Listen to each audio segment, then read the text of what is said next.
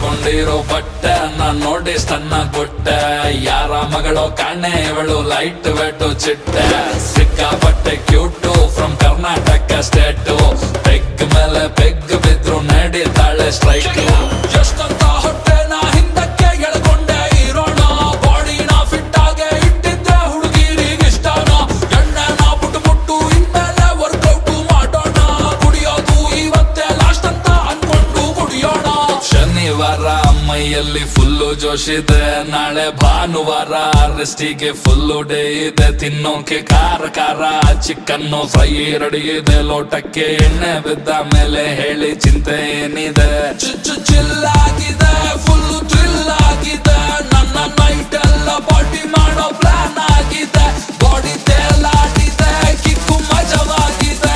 ಆಹಾ ಮ್ಯೂಸಿಕ್ ಕೇಳೋದಕ್ಕೆ ಸೈಕ್ ಆಗಿದೆ.